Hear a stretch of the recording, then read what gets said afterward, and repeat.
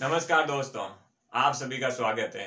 दोस्तों, हम लोग इंडियन ज्योग्राफी और वर्ल्ड ज्योग्राफी को साथ में लेके चल रहे हैं। अगर आप लोगों ने पिछले वीडियो जिसमें हम लोगों ने वर्ल्ड ज्योग्राफी के अंतर्गत 4-5 महाद्वीपों का अध्ययन कर लिया, इसके अलावा हम लोगों ने महाद्वीपों के काफी वीडियो के साथ साथ हम लोगों ने वर्ल्ड ज्योग्राफी से रिलेटेड काफी टॉपिक भी कवर किए हैं और इंडियन ज्योग्राफी के हम लोगों ने आधे से ज्यादा लेक्चर कर लिए हैं। आप लोगों ने अगर वो वीडियो नहीं देखे हो तो आप लोग प्लेलिस्ट में जाइए, चैनल की टारगेट विद आरएस चैनल पर आप लोगों को सारे के सारे वीडियोस मिल जाएंगे। इसके अलावा दोस्तों, चैनल पर आप लोगों को अगर आप किसी कंपटीशन एग्जाम की तैयारी कर रहे हैं तो उसकी भी स्ट्रेटेजी भी मिल जाएगी।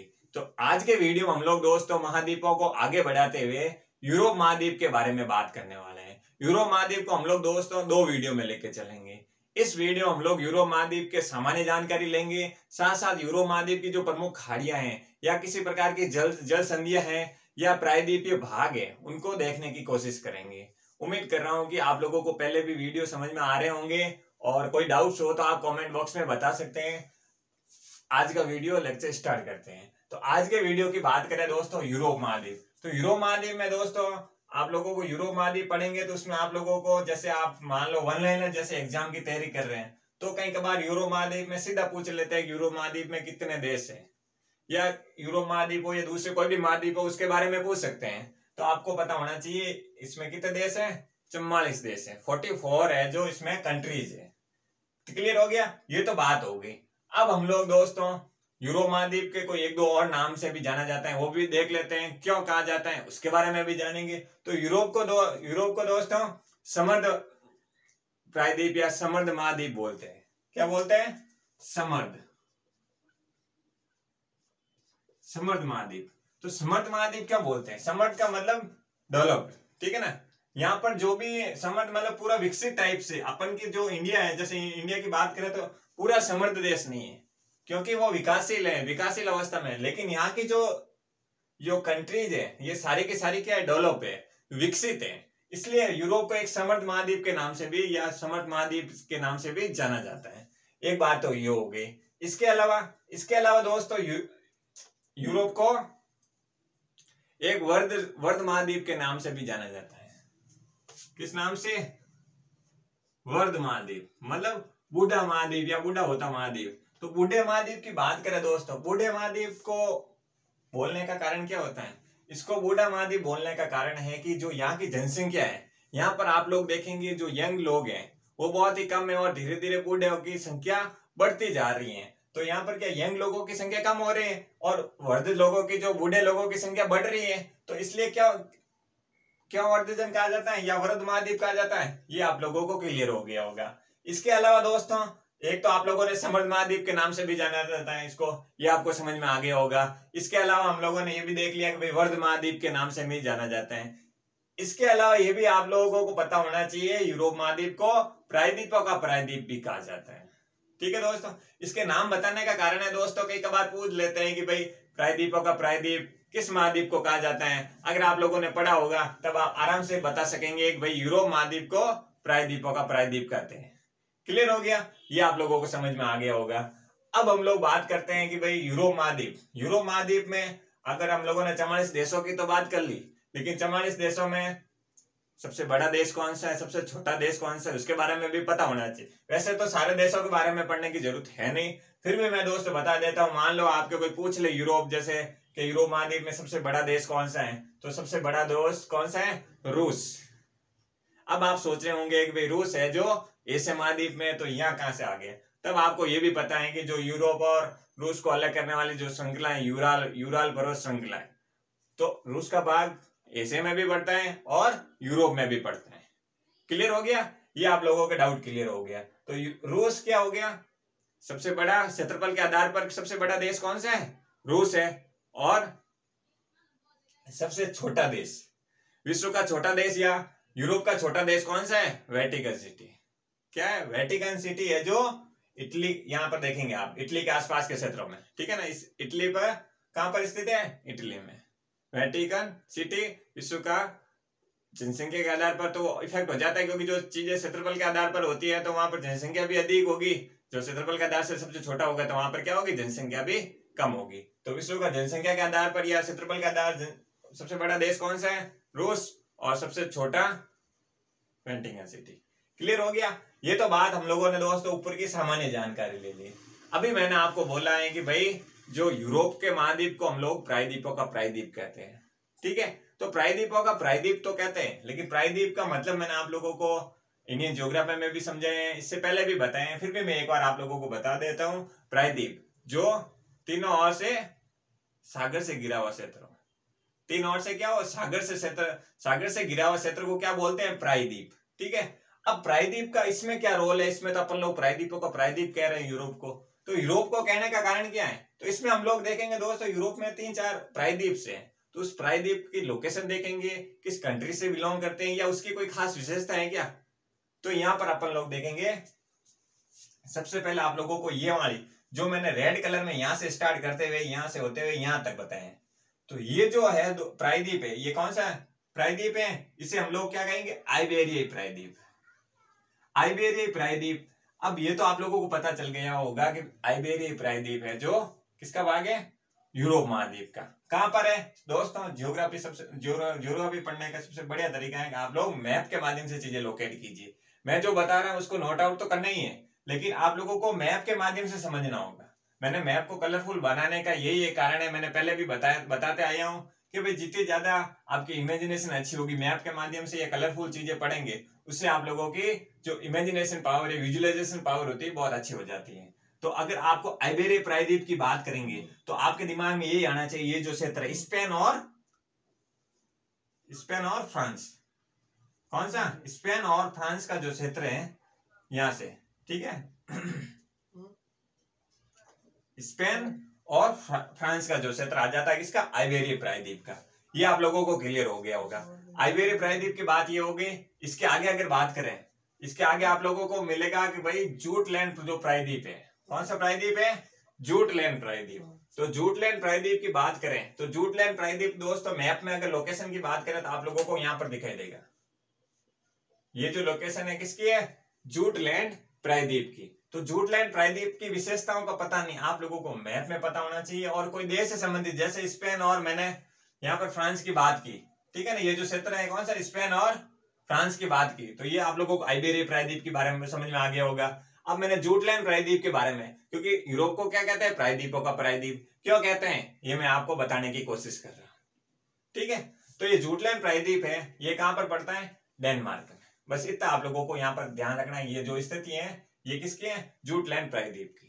इतना ही आप लोगों को ध्यान रखना है। सबसे बढ़िया तरीका मैप में देखिए, मैप में अगर कोई विशेषता हो, नॉर्मली आप लोगों को अगर एग्जाम में आपको इतना डीप नहीं पूछता है, लेकिन फिर भी आप लोगों को ये थोड़ी बहुत चीजें पता होनी चाहिए। इसके अलावा दोस्तों आप लोगों को क्या मिलेगा, स्कैंडिनेवियाई प्रायद्वीप। स्कैंडिनेवियाई प्रायद्वीप, तो स्कैंडिनेवियाई प्रायद्वीप है, ये भी एक प्रकार का क्या प्रायद्वीप हो गया, जो तीनों ओर से जल से घिरा हुआ क्षेत्र को क्या बोलते हैं हम लोग, प्रायद्वीप बोलते हैं। तो स्कैंडिनेवियाई जो प्रायद्वीप है वो 3 देशों में इसका जो ये प्रायद्वीप क्षेत्र फैला हुआ है, तो इसे क्या क्या बोलेंगे, नॉर्वे, स्वीडन और फिनलैंड। नॉर्वे, स्वीडन और फिनलैंड। ये जो हम लोग आर्कटिक कंट्रीज के बारे में भी अभी थोड़ी देर बाद में बात करेंगे, ठीक है। अभी हम लोग जैसे जैसे आगे आगे जा रहे हैं तो सारी चीजें एक साथ लेके चल रहे हैं।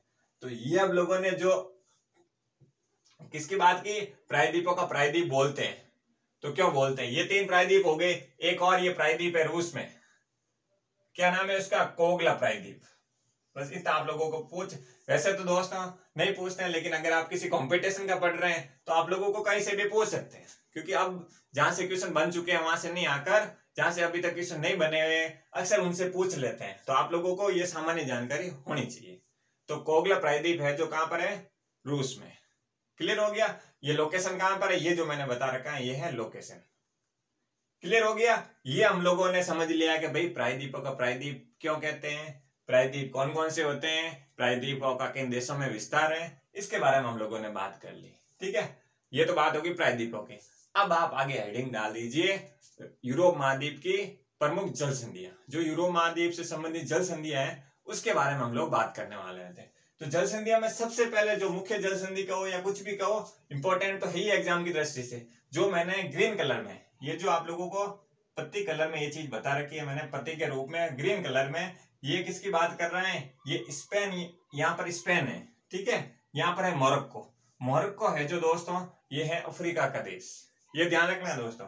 ये अभी यहाँ आपको पता है कि ये अभी यूरोप महाद्वीप है, इधर एशिया है और इधर क्या है, अफ्रीका महाद्वीप। ठीक है, तो अफ्रीका महाद्वीप का देश है मोरक्को। मोरक्को और स्पेन के मध्य, किसके मध्य, मोरक्को और स्पेन के मध्य जो जल संधि है उसका नाम है जिब्राल्टर जल संधि। क्या नाम है, जिब्राल्टर जल संधि। एग्जाम में आप लोगों को पूछ ले कि जिब्राल्टर जल संधि है जो किन दो देशों के मध्य है, तब आप लोगों को पता होना चाहिए किसके मध्य, स्पेन और मोरक्को के मध्य। जो जिब्राल्टर जल संधि है, जो इसे क्या कहेंगे, इसे भूमध्य सागर की कुंजी के रूप में भी जाना जाता है। इसके अलावा दोस्तों बात करें तो ये भूमध्य सागर का प्रवेश द्वार है। यहां से नोट करेंगे दोस्तों, ये यहाँ की जो कंट्रीज है, तो आपको पता है ये बीच में से तो आ नहीं सकती, इनके नौकायान से रिलेटेड किसी प्रकार का कोई व्यापारिक समझौता किसी देश से आना हो, तब आप लोग नोट करेंगे। तो ये जो यहाँ से जो जिब्राल्टर जल संधि है, तो यहाँ का कोई भी कंट्री होगी, यहाँ से होते हुए भूमध्य सागर से होते हुए, अब तो आप लोगों को पता है यहाँ पर सुएज नहर बनी हुई है, सुएज नहर से होते हुए ये हिंद महासागर में प्रवेश कर सकते हैं। पहले क्या होता था, पहले आप लोगों को पता है जो भी यहाँ से कोई कंट्री निकलती, यहाँ विवादित क्षेत्र रहता था, तो ये कोई भी कंट्री होती तो अफ्रीका के नीचे दक्षिणतम बिंदु से होते हुए फिर हम लोग हिंद महासागर की ओर प्रवेश करते थे। जो ये कंट्रीज है ना, स्पेन है तो फ्रांस है, तो जो भी है ये यहाँ की जो कंट्रीज है इस एरिया में, तो ये क्या करती थी, पहले वहां से जाती थी। लेकिन अभी आप लोगों को जो भूमध्य सागर का प्रवेश द्वार के रूप में जाना जाएगा, उसे क्या कहेंगे, उसे हम लोग जिब्राल्टर जल संधि के नाम से जाना जाएंगे। क्लियर हो गया, ये जिब्राल्टर जल संधि के बारे में बात होगी। अब इसके अलावा जल संधि की बात करें, इसके अलावा दोस्तों जल संधि एक और है यहाँ पर, ये जो आप लोगों को यहाँ पर जो दिख रही है, जिसे हम लोग एशिया का द्वार के नाम से भी जाना जाता है। यहाँ पर एशिया महाद्वीप में प्रवेश द्वार के भी रूप नाम से जाना जाता है। तो ये जो जल संधि है, आपको पूछ ले कि भाई कोई देश है या कोई सागर है, जैसे यहाँ पर ब्लैक सी, यहाँ का काला सागर और मरमरा सागर। काला सागर ये जो क्षेत्र है भूमध्य सागर का, लेकिन जो ये क्षेत्र है जो मरमरा सागर है, यहाँ पर एडियाटिक सागर है, एजियन सागर है, उसके बारे में सब सागरों की बात करेंगे तो उसको प्रॉपर वे में लेंगे। लेकिन अभी हम लोग जल संधियों की बात कर रहे हैं, तो जल संधियों में दोस्तों ब्लैक सी, काला सागर और मरमरा सागर को जोड़ना, या किस जल संधि द्वारा एक दूसरे को जोड़ते हैं, किससे, बोस्फोरस। जो बोस्फोरस जल संधि है, जिब्राल्टर किसको, स्पेन और मोरक्को द्वारा भूमध्य सागर, और यहाँ पर कौन सा क्षेत्र, यहाँ अटलांटिक है। ठीक है ना, ये आप ये भी ध्यान रखना है, जो ये वाला क्षेत्र अटलांटिक महासागर का, ये भूमध्य सागर का, ये स्पेन का, ये मोरक्को को, दोनों को जोड़ने वाली जिब्राल्टर जल संधि है। क्लियर हो गया। अब यहाँ पर अपन लोग बॉस्फोरस जल संधि की बात कर रहे हैं, तो बॉस्फोरस जल संधि है जो किसको जोड़ रही है, मरमरा सागर और ब्लैक सागर, मतलब ब्लैक सी को और मरमरा सागर को, काला सागर और मरमरा को जोड़ने, ये मरमरा सागर को जोड़ने वाली जल संधि कौन सी है, बॉस्फोरस। आपको एग्जाम में इसको दो तरीके से पूछ सकते हैं। कैसे, एक तो आप लोगों को पूछ सकते हैं कि मरमरा सागर और काला सागर को जोड़ने वाली जल संधि का क्या नाम है। ठीक है, एक आप लोगों को पूछ सकते हैं बॉस्फोरस जल संधि किन दो सागर को जोड़ती है। तो एक ही सवाल को दो तरीके से पूछ सकते हैं, तो ये आप लोगों को दोनों चीजें पता होनी चाहिए। आगे आप लोगों को पता है कि भाई ये कैस्पियन सागर से होते हुए ये जो यूराल श्रृंखला होती है, ये एक प्रकार से एक यूरोप का एक कॉमन क्षेत्रफल क्रिएट कर लेती है। तो ये तो बात होगी हम लोगों ने बॉस्फोरस संधि के बारे में। अब हम लोग थोड़ा और आगे बढ़ते हैं। आगे दोस्त आप लोगों को यहाँ पर उत्तरी सागर दिख रहा होगा, ये जो क्षेत्र है, जो ये वाला जो क्षेत्र दिख रहा है, यहाँ पर मैंने ग्रीन कलर में, जो ये ग्रीन कलर में ये लाइनें खींच रखी है, इस क्रॉस कोई बात नहीं कर रहा हूं मैं अभी जो मैंने लाइन खींच के जैसे पत्ती के आकार में बने हैं, ये कौन सा है, ये जो जल संधि है, ये जो जल संधि है उत्तरी सागर और इंग्लिश चैनल, उत्तरी सागर और इंग्लिश चैनल का जो ये क्षेत्र को जोड़ने वाली जल संधि, इसे कहेंगे डोवर जल संधि। मैंने हर महाद्वीप को जब भी पढ़ा है उसके अंदर मुख्य रूप से जल संधियां थी, उसके बारे में बात की है। इसके अलावा दोस्तों जैसे ये वर्ल्ड ज्योग्राफी की जो मेन टॉपिक्स खत्म होंगे, अंत में जो भी कॉमन्स होंगे, तो एक ही वीडियो में पूरे वर्ल्ड के जो भी जल संधियां है उसके बारे में बात करेंगे। जैसे वर्ल्ड के प्रमुख पठार है तो वर्ल्ड के प्रमुख पर्वत श्रृंखला है, तो इसके अलावा जो भी कॉमन विशेषताएं होगी उनको मैं एक ही वीडियो में उसको डाल के आप लोगों को वो वीडियो मिल जाएगा। तो अब बात करें दोस्तों उत्तरी सागर और इंग्लिश चैनल, तो उत्तरी सागर और इंग्लिश चैनल को जोड़ने वाली जल संधि कौन सी है, डोवर जल संधि। ये आप लोगों को ध्यान रखना है, ठीक है ना। ये तो डोवर जल संधि की बात हो गई। अब हम लोग आगे आ जाते हैं। आगे अगर जल संधि की कहीं आप लोगों को कहीं जल संधि दिख रही है, आप लोगों को यहाँ पर कोई जल संधि वैसे तो नहीं दिख रही है। यहाँ पर आप लोगों को पता होना चाहिए बाल्टिक सागर है, ठीक है। यहाँ पर कोगला प्रायद्वीप के बारे में मैंने बता दिया है। यहाँ पर है जो दोस्तों सफेद सागर है, कौन सा, श्वेत सागर है रूस में, तो ये दोस्तों किसमें, यूरोप महाद्वीप की जो जल संधियां थी उसके बारे में हम लोग एक एक करके पूरी बात कर ली। ठीक है, आगे आप लोग आगे हेडिंग डाल दीजिए। इस वीडियो में हम लोग एंड पॉइंट देखेंगे, इसमें आप लोग आगे हेडिंग डाल दीजिए जो यूरोप महाद्वीप की प्रमुख खाड़ियां हैं उसके बारे में बात करेंगे। यूरोप महाद्वीप की प्रमुख खाड़ियों की बात करें, उसको जानने से पहले दोस्तों मैंने एक करेक्शन करवाना है मुझे। जो आइबेरिया प्रायद्वीप के बारे में मैंने बात की थी, जिसमें मैंने आप लोगों को स्पेन और किसका, फ्रांस का नाम ले लिया था। तो आप लोगों को ध्यान रखना, स्पेन और पुर्तगाल के मध्य जो आइबेरिया प्रायद्वीप का जो क्षेत्रफल है, कहां पर, स्पेन और पुर्तगाल वाले क्षेत्र में, ना कि फ्रांस वाले में। ये आप लोग छोटा सा करेक्शन है, उसको कर सकते हैं। आगे आप लोगों ने हेडिंग डाल दी होगी जो यूरोप महाद्वीप की प्रमुख खाड़ियों के बारे में। तो प्रमुख खाड़ियों के बारे में जो मैंने दोस्तों क्रॉस करके ये बता रखा है, जैसे इससे शुरुआत करते हैं। ये जो मैंने ग्रीन कलर में क्रॉस कर रखा है, ये जो खाड़ी है इसे क्या कहेंगे हम लोग, बिस्के की खाड़ी। ठीक है, ये तो आप लोगों को मैप में लोकेशन पता चल गई होगी। बिस्के की खाड़ी यूरोप महाद्वीप से संबंधित है। अब सवाल आता है कि भाई बिस्के की खाड़ी है जो किन दो देशों या किन देशों से संबंधित है, तो ये आप लोगों को पता होना चाहिए, स्पेन और फ्रांस के। इसका संबंध किससे, स्पेन और फ्रांस से संबंधित है बिस्के की खाड़ी का। ये आप लोगों को पता होना चाहिए। बस दोस्तों इसमें कुछ ज्यादा बताने का है नहीं, मैं मैप में लोकेशन बता रहा हूँ, किस देश से संबंधित है किससे नहीं है वो मैं आपको बता रहा हूँ। आगे आप लोग इसी में हेडिंग डाल सकते हैं, आगे फिनलैंड की खाड़ी। तो फिनलैंड की खाड़ी कहां पर है, ये जो दोस्त आप लोगों को ग्रीन कलर में, ये वाला भाग नहीं, ये वाला आप लोगों को कुछ छोटे से मैंने ग्रीन कलर में क्रॉस करके बता रखा है। ये जो फिनलैंड की खाड़ी है ये यहाँ पर है मैप में। ठीक है, और किन दो देशों के मध्य है, ये इस्टोनिया और फिनलैंड के मध्य। ठीक है, इस्टोनिया और फिनलैंड के मध्य। यहाँ पर है इस्टोनिया, यहाँ पर सॉरी यहाँ है इस्टोनिया और यहाँ पर है फिनलैंड। ठीक है, इस्टोनिया और फिनलैंड के मध्य कौन सी खाड़ी है, फिनलैंड की खाड़ी। ठीक है, ये आप लोगों को समझ में आ गया होगा। अब आगे चलते, आगे यहाँ पर आप लोगों को व्हाइट सी दिखेगा, सफेद सागर रूस में। आगे आप लोगों को ध्यान रखना यहाँ पर बोथनिया की खाड़ी। जो बोथनिया की खाड़ी है ये है यहाँ पर, ये जो मैंने ग्रीन कलर में क्रॉस बता रखा है, ये कौन सी खाड़ी है, बोथनिया की खाड़ी है।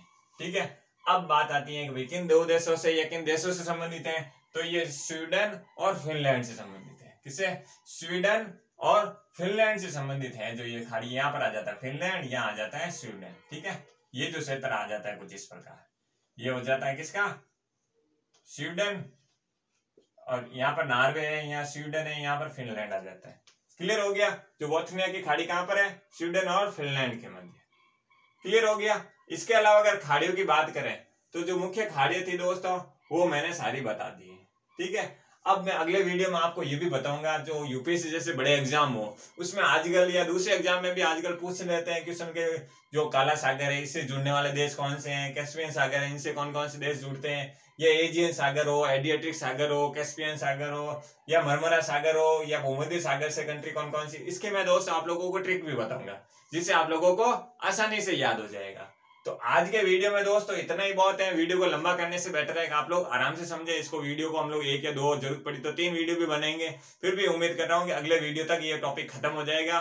और आप लोगों का यही काम है, साथ साथ नोट्स बनाते रहिए। और कोई डाउट हो तो आप कमेंट बॉक्स में बता सकते हैं। अगर आप लोगों को वीडियो अच्छा लगा हो तो प्लीज आप लाइक करें, शेयर करें, सब्सक्राइब करें। अगर वीडियो में किसी प्रकार की कोई कमी रही हो तो आप अपने सुझाव दे सकते हैं ताकि आने वाले वीडियो में उसको सुधारा जा सके। तो ठीक है दोस्तों, थैंक यू दोस्तों।